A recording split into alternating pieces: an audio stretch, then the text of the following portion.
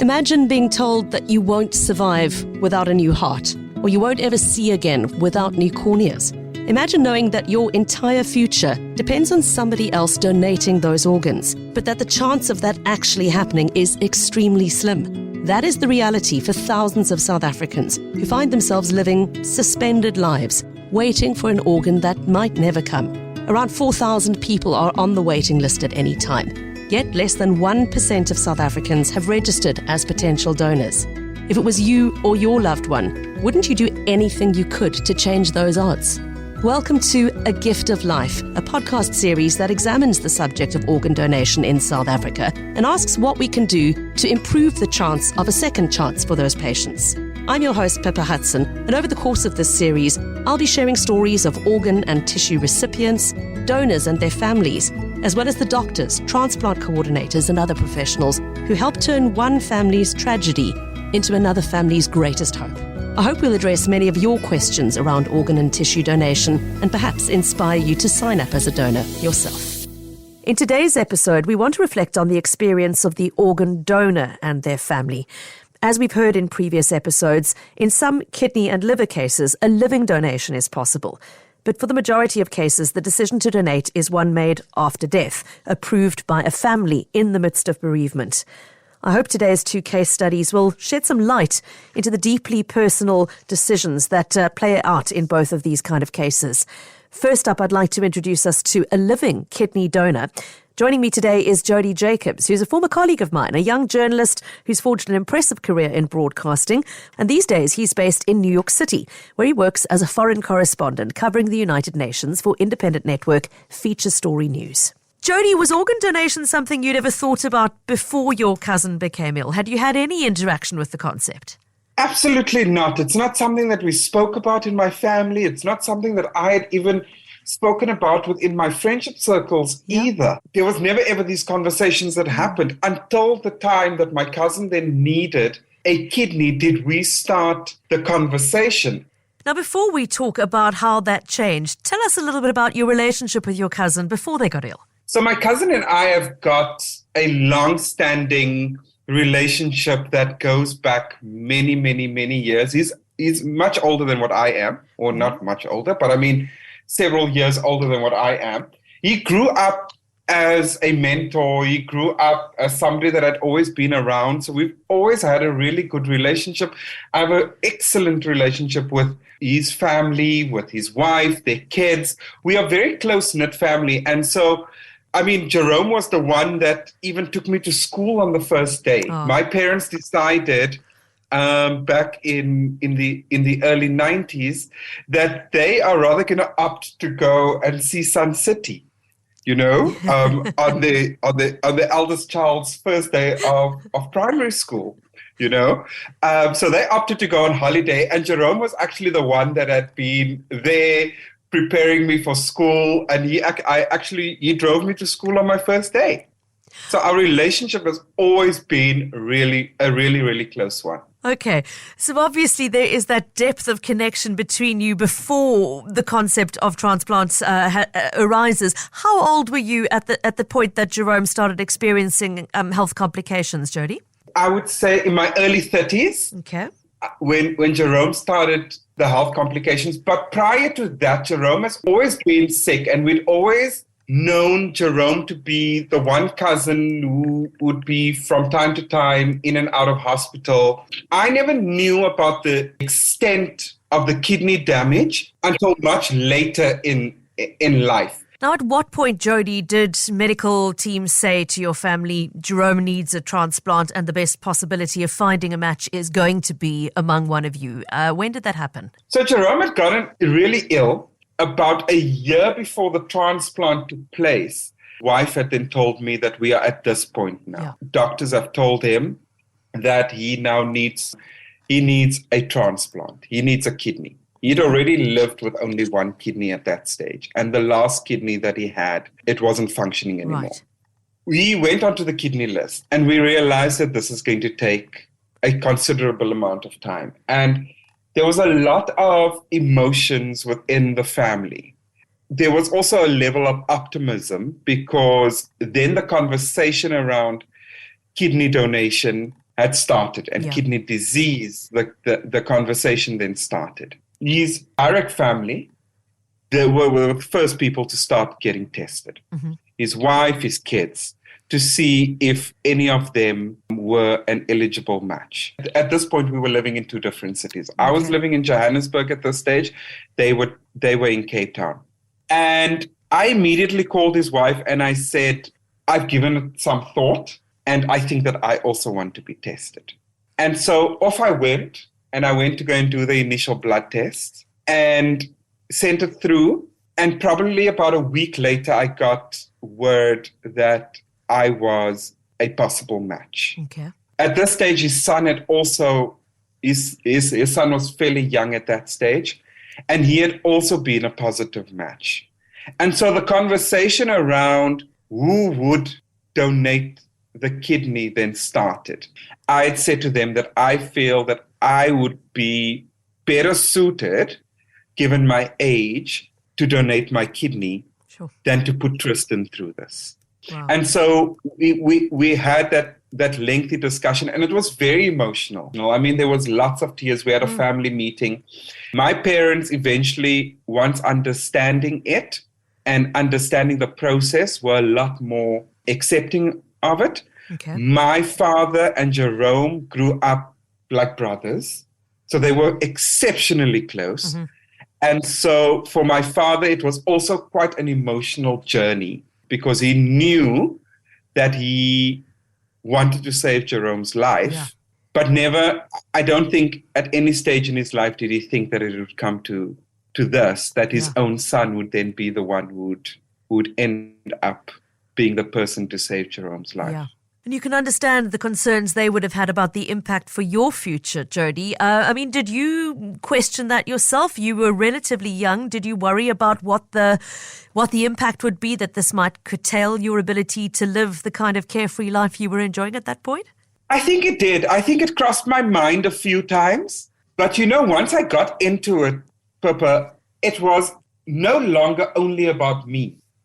I think I'd gone through an emotional process in my head that for me, it was about saving the life of somebody that I love, and I will deal with the consequences of my own life after that. And I had asked the questions on several occasions when I'd been at the doctor, and I think being a journalist, I had the ability to ask a lot of probing questions. Yeah. And I think the doctor answered as best they could in terms of, what does this mean for me? What do I need to do? How does it change my life? All of those questions. I must say that at no point did I feel like I was being coerced into something. At no point did I feel that there was any sort of emotional manipulation. I went through this clarity of mind that just said to me, you're saving somebody's life. Yeah. Jody, let's step forward to the point of the operation itself. Did you have to undergo any kind of treatment or special preparation before the op? So it took us about a process of close to a year to get to the point where we actually went through the actual operation and the op. So it was to and fro in hospital, lots of blood tests, doctors making sure that everything around the kidney transplant would be perfect when the actual operation happened. Then there was the counseling process, joint counseling sessions between the two of us, doctors and the Organ Donor Foundation want to make absolutely sure that I'm in the right frame of mind in terms of the operation and handing over an organ as a living donor. Yeah. And so that also takes time, and it was actually quite cathartic and quite a healing process also for both of us, because it was emotions from both sides. Like from Jerome's side, he felt guilty that I was being the one that was giving him a new lease on life. He felt at some stages during the process and post the op almost indebted to me. So there was all of these processes that also needed to happen. And then there's the emotional process that gets explained to you in terms of once the harvesting, as they call it in medical terms, of my kidney takes place. Once the kidney is harvested from my body, even before it's given to Jerome, it's sort of handed over to medicine. And so I'm basically giving my kidney to medicine. They then start the process. Once they've checked that the kidney is fine and everything is okay, they then start the transplant with Jerome. If that kidney is rejected by Jerome's body, I can't get the kidney back. The kidney is not going to be returned to my body. That kidney would either be rejected from his body and it would be obsolete and the kidney it can't be used again and it would be donated to medicine, to a medical school, whatever they deem fit with it, or discard of it. Or it can be donated if they feel that the kidney is still healthy enough. It can be donated to somebody completely different. Wow. So you have to go through those emotional, those emotions too, because now you're basically handing over your kidney, not knowing whether his body is going to accept the kidney too. So there's that risk too. Yeah. Jody, what about the operation itself? Tell us a little bit about what was involved, how long you were in hospital for, and what the recovery was like for you. I must say I was never prepared, and I always joke with my family, and when we laugh about those days leading up to the operation and the days following the operation itself, and I always make this joke, and I say that as men, I don't think we are ever prepared for the amount of pain that that happens during an operation, because ultimately the harvesting of a kidney or of an organ for that matter is actually a similar process to a C-section. So, I mean, I understand what women go through when they have a C-section now. I can speak about it with conviction. The process itself, I mean, we spent the first night in hospital together. And so there was a lot of bonding that went on there as well from an emotional point of view. I was wheeled into the operating theater first. And so my operation then took place. Yeah. The pain post the operation was excruciating, to say the least. However, I mean, pain is managed by healthcare professionals in the hospital. I spent up to about 3 to 4 days in hospital, bedridden. And I remember that around about the third day, the nurse came to my bed and she says, "Today's the day that you're going to start walking." Wow. And I looked at her and I said, "I don't think I'm ready." And she says, "If you want to heal from this operation, best you start moving now." And I said, "No, I've got too much pain." And she dropped the bed and she says, "Get up. I'm going to help you. I'm going to teach you how to get off this bed with your cesarean section cut. And I'm going to teach you how to start walking again."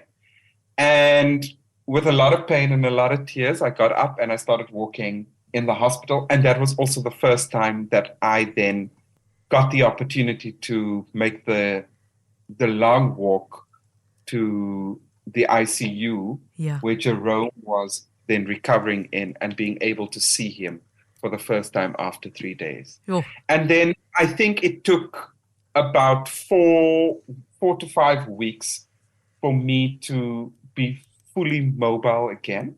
Yeah. And to be back on my feet and start doing things for myself. So in total, I would say just over a month of recovery. What about the impact on life carrying on around you? Were you supported by your employer at the time? Were you given paid time off to have this operation done? Did you face any financial consequences over the decision to become a donor? I was very lucky that at the time I had worked for a great employer who had an absolute understanding of what I was going through and was prepared to walk the road alongside me, which I'm very lucky for. And I think that having heard other people's conversations, some of them have not been as rosy as mine, but I think that conversations need to take place within the workplace and that people need to speak to their employer or to their manager and take them along the journey with them in this. Yeah. In terms of financing, a large portion of it was covered by the medical aid. And we were very lucky in that sense that both of us were on the same medical aid at the time.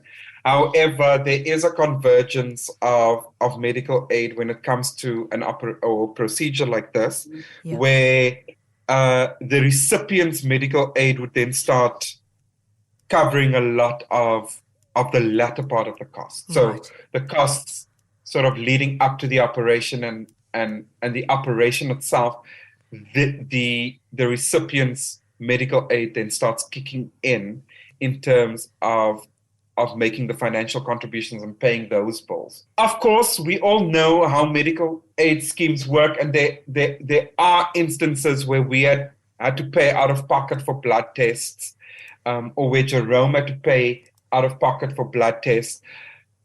But a large portion, a very big chunk of it is actually covered by the medical aid. Okay, that's good to hear. Jody, of course, the thing a medical aid can't cover is the impact on your body and its ability to function going forward. You have given up a healthy kidney. You still have another perfectly healthy one. The doctors would have been assured of that before they consented to your being a donor. But that's not to say that this is not something you need to be aware of now for the rest of your life. Tell us a little bit about how it's impacted the way you live your life today. Obviously, you've got to manage the health of your one remaining kidney very, very carefully. And is it something you're sort of always conscious of to some degree? Not all the time. I must say it's become part of my lifestyle. So for me, it's not something that's consciously there. Yeah. My friends remind me about it more than I do myself sometimes, actually. I've gotten into the habit of now going to the gym regularly. I live in a city where I walk a lot. I mean, I do up to 25,000 steps a day. So that's also helped a lot. Mm-hmm. But I regularly go and see my kidney specialist who does annual checkups, just make sure that everything is fine and that my kidney function is okay and that I can continue. But I've not had any sort of major relapses or major issues since the time of my kidney donation. I mean, I've had relapses in the last couple of years where I've picked up a lot of weight. And then when I go for my annual checkup, I do get warned about it by the specialist saying that, listen, you need to now start managing your weight. I also went through a period of excessive smoking. And I think that also contributed to a large part of my health deterioration about 2-3 years back. But that was all related to work stress and a lot of other things. But I mean, I was very conscious about it and reminded, of course, by my friends and by my doctors to get back onto the path. I mean, I don't smoke anymore. I don't drink alcohol excessively anymore because I watch that constantly. And then the other thing the habit that I've learned in the last few years is drinking a lot of water. It's something that I needed to train myself in doing. It was not something that I was used to before, which also, according to my specialist, also helps me flush out my kidney constantly and just keeping it healthy. So I do those things, and they sort of like in my subconscious at the moment. They're just like part of my lifestyle. Okay. So all okay on your side. Of course, the million-dollar question, Jody, is also how is the health of your cousin today? I think it's more than 10 years now, at least, since the transplant. What is life like for Jerome? Jerome's doing very well. Great. He's not had anything major wrong with him. He's quite healthy. He's going about life as normal with his kidney. He's had ups and downs with his health over the last couple of years, but nothing too serious or nothing that he's been too concerned about or the doctors haven't been too concerned about. He sees the doctor a lot more than what I do, or on a more regular basis than what I do, simply given that he's obviously living with a donated kidney and he has a lot of other health issues that he's dealing with. And obviously with age, he's having to see the doctor more regularly. But overall, he's doing exceptionally well. Now, one of the things that we were told during the process of going into the donating of the kidney was that often, statistically, the kidney sort of has functionality up until sort of 10 years. And after 10 years, you will sort of start seeing the body change in terms of that Ours is post 10 years, and Jerome is still doing absolutely well in terms of his health. Brilliant. Barring a few minor issues that he's had. And so I'm very happy for that. And you must, I'm guessing, feel incredibly proud when you look back on where you were, where Jerome was, what your family faced this time 10 years or more ago. I mean, do you feel pride in knowing that you've done this? You have literally given the gift of life back to somebody that was dear to you. Is it something you are proud to talk about and to share with other people? Absolutely. And personally, it's not something that I think about often. It was something that was just on my journey of life. When people ask me about my kidney donation, I say to them that if that was the only reason that I was placed on this earth to do and to donate my kidney to somebody that I love, then that's the fait accompli, basically, for me, in terms of my life. It has changed the way I think about life. It's also changed the way in terms of how I think about mortality. I can openly speak about mortality and speak about it from a sense of, at the end of the day, we are all going to die. And I am happy to have those conversations because in my mind, from a psychological and emotional perspective, I feel like I've done what I needed to do on this earth. And everything else that I'm doing now, it's just added to that because I have given life to somebody else and I feel like that was my purpose. But I also realized that I've got a responsibility in terms of speaking about it. The communities that I come from, or the community that I come from in Cape Town and several other communities that I've lived in over the years in Johannesburg, it's not something that we speak about. We don't speak about organ donation. It's an uncomfortable topic to speak about. I remember even post my kidney donation, I then become a full-blown and made a decision to become a full-blown organ donor. Yeah. And on my ID card, in my passport, on certain bank cards of mine that I carry in my wallet, I've got stickers that say that I'm an organ donor. So it was also a very uncomfortable conversation to have, especially with my parents who are much older. When they started seeing this, I remember even when my grandmother was alive and she had seen the sticker on my ID card and she says, "What does this mean?" So I said, "Ma, the day that I die, all of my organs will be donated." And she's like, "No, but you can't be doing this. It's wrong. They shouldn't be touching your body when you die. What type of person are we going to be burying?" All of those types of things. Yeah. So it's awkward conversations to have and conversations that we don't have. So I also realize the responsibility that I have in terms of sharing my story and speaking about it because it's so important and so many lives can be changed and can be saved because of organ donation. And especially when it comes to kidneys and being living donors to people around you is also so important to speak about. Jody, the answer is going to be fairly obvious, but my final question to you is if you were to reset the clock and go back to that moment where you first learned that Jerome needed a transplant and you might be a possible match, knowing everything you know now about what lay ahead in terms of the procedure itself, in terms of your recovery, in terms of your own future health and his, would you make the same decision again? Absolutely. I don't think my decision would be any different. Whether it had been Jerome, whether it had been my own father, whether it had been my mother, I don't think that I would have flinched. And many, many years later, I feel exactly the same. A big thank you to kidney donor Jody Jacobs for sharing his story with us and giving us some insight into the impact on a living donor.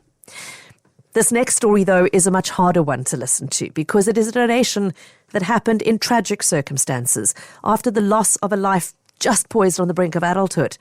I'd like to introduce you to Lisa Smorenberg, who is a resident of Rifusonderend, a small town in the Overberg. It's been about 4 years since Lisa made the decision to donate her son Storm's organs. Let's take a listen to her story. Lisa, thank you so much for joining us on the podcast. Won't you start just by telling us a little bit about your son Storm? What was he like? What did he love to do? What made him laugh? Okay, well, he was a real outdoor kind of person.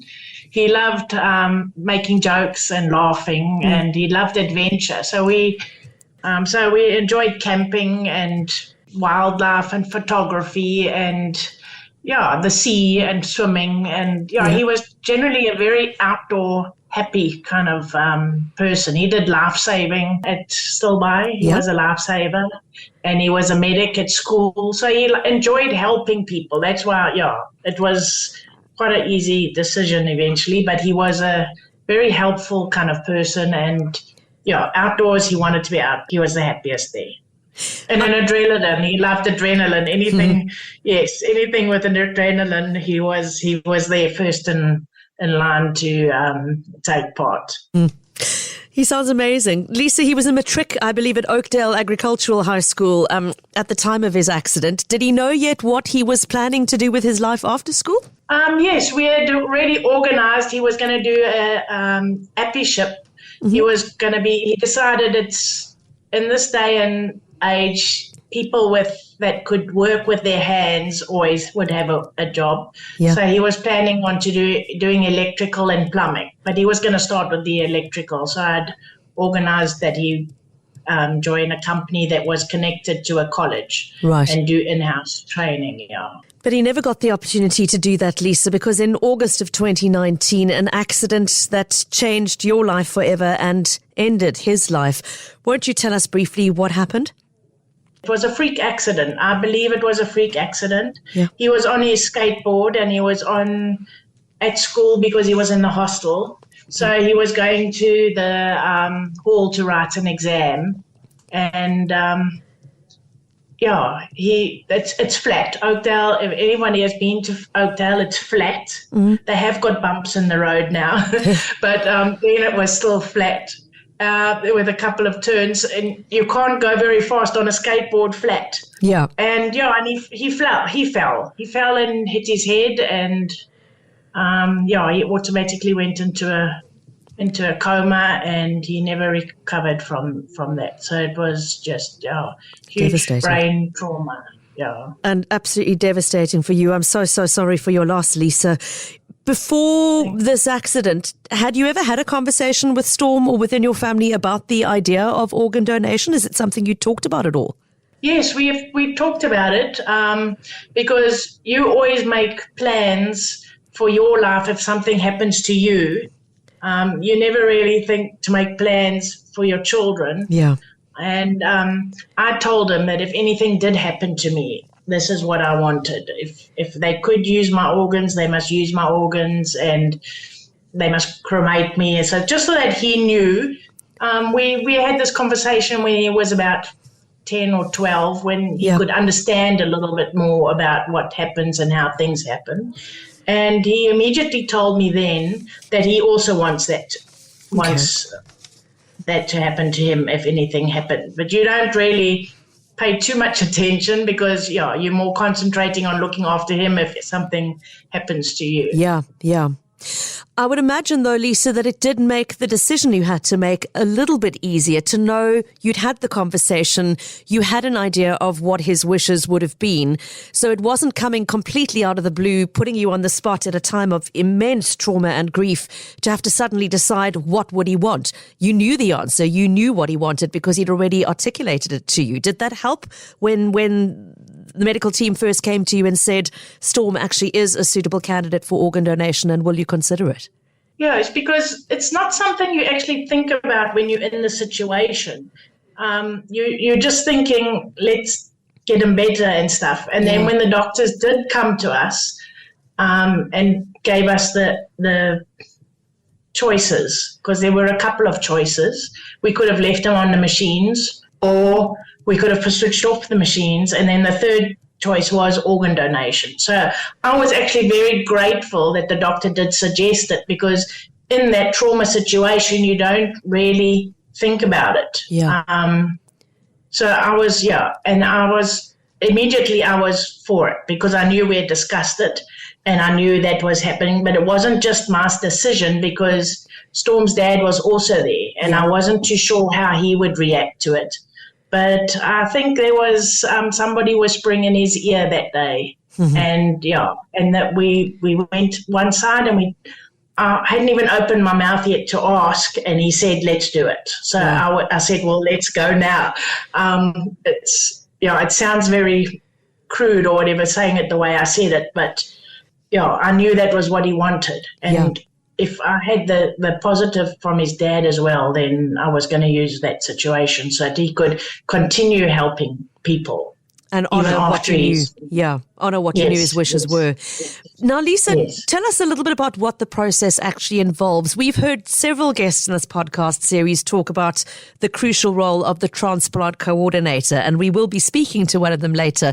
But I know that they played a big part in the situation for you as well. Won't you tell us what happened from the moment you made the decision and agreed that this was what you were going to do? You were going to give the medical team permission to use Storm's organs for suitable candidates. What actually happens from there?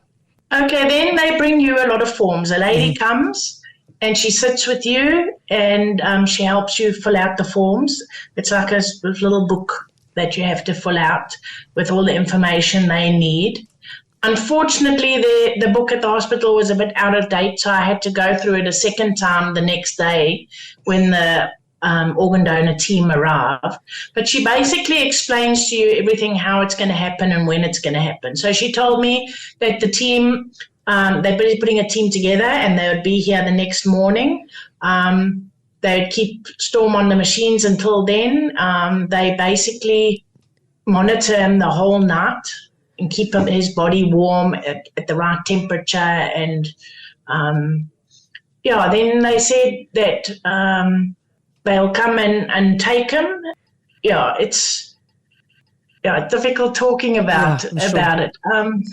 So they said yes, and I had to sign papers to say that I understand what's happening. And then they said also I would never know who the recipients are, and the recipients would never know who Storm was. And that's a bit hard. Yeah. In one way, you think, okay, you understand, but the other way, you would also like to know. So you had to make peace with that, which I can hear was difficult. And did you feel like you were well supported through the process, Lisa? Were the staff sort of knowing how to support you and help you through this process? Did you feel like you were being held with care, I guess is the phrase I'm looking for? Oh, the staff at the Life Hospital in Mossel Bay, they were unbelievable.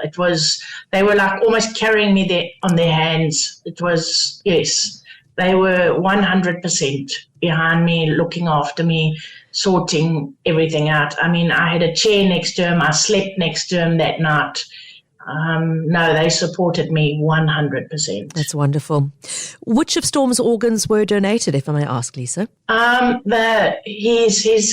his lungs went to a donor. Yeah. His liver went to a donor. His kidneys each went to a different donor. His heart went to a donor. And then I know they took his blood and bone tissue and stuff, and his eyes, his coroners and stuff for his eyes, they also went. But the most important that I've actually had letters back from 4 of the 5 donors saying thank you. That's amazing. So although you weren't allowed to know who they were, you did get that note from them to say, we acknowledge the magnitude of the gift that's been given to us. Lisa, what was it like for you to receive those letters? And I mean, it must have been incredibly painful because it's wrapped up in your acute loss. But at the same time, did it help to know that what you had intended had happened and that somebody else had been given a second chance? It was painful, but it was also happy. I was glad that they appreciated what they got and that they were doing well and going forward in their lives, if I can explain it to you that way. It also put a sigh of relief, because yes, now you know that it worked and that he saved more lives. Yeah. Lisa, if I may, one thing that a lot of people worry about, that some people are hesitant to sign up as donors because of, is their concern about what happens after the organs have been retrieved and passed on, that they're worried that funerals might be impacted, that the kind of farewell they want to give their loved one won't be possible. Is there anything you'd like to say to address that concern? What was it like for you? To me, the whole burial thing is his spirit is already gone. So it's only his body. It's only a physical thing. So it shouldn't really play an important role. The important role is his spirit, and that's gone, and the lives he's saved. But everyone is different. Yeah. Everyone's pain is different. And at that time, it's their pain, and they don't want to. Yeah, it's everyone's decision to do what they want, but that's how I feel. Yeah. His spirit is gone. He's not there in that body anymore, so it doesn't really matter. Lisa, just going back to the recipients who were given a second chance at life because of your decision to donate Storm's organs, I understand that you did have a chance to meet with the mother of one of them. Is that correct? I have met two of the recipients and the mother of the one recipient, yes. We actually became quite very good friends. I visited her, not Andries, but I visited her on their farm. Yeah. And they're super people. We're not in everyone's faces, but I do know he got the lung transplant, and I know the one guy that got a kidney. Okay. He also just happens to be family of my supervisor at work. Amazing. So it's amazing how the world works and how everything does come out. Isn't it incredible? So having grappled with that, being told you won't know, you have actually completely coincidentally met two of the recipients. Lisa, to meet a fellow mom and to look another mother in the eyes and know that your loss is her greatest gift, that must have been an incredibly emotional moment for you. Did it give you a sense of peace to see a human face put to the gift that Storm had made? That gave a lot of peace. That gave so much peace. It's like that sigh thing again. It's incredible to see the people and to see how they appreciate what you've given them. Not what I gave them, but what Storm gave them. Every now and then I get a little message and stuff, and the chap that got his kidney as well, he'll send me every now and then little messages and stuff. So we're not in each other's faces, but we know about each other, and I do feel that helped a lot in my healing process. Just knowing and seeing and being, that helped a tremendous a lot. Yeah. Lisa, it's not an easy thing to ask you to speak like this and to revisit such an incredibly painful part of your personal history. Why is it so important to you? Because I know you agreed without hesitation when we asked whether you would share the story with us. Why do you feel so strongly about the importance of sharing Storm's story? Well, to me, it's more about saving lives. It's an incredible story. It's an incredible feeling to know that you can save somebody's life. And he was in life saving. He loved helping people. So I feel the more people know, the more chances there are of saving other people. That's what he would have wanted. Thank you for listening to this episode of A Gift of Life. Please check out our website, capetalk.co.za, to follow the series in full and make sure you don't miss an episode. And I'd really like to encourage you to share these episodes with your own family and friends. Help start the conversation about organ donation in your circles of influence. If you'd like to register as a donor, please visit the Organ Donor Foundation on www.odf.org.za. It's a quick, easy and free process, and it could save 7 lives.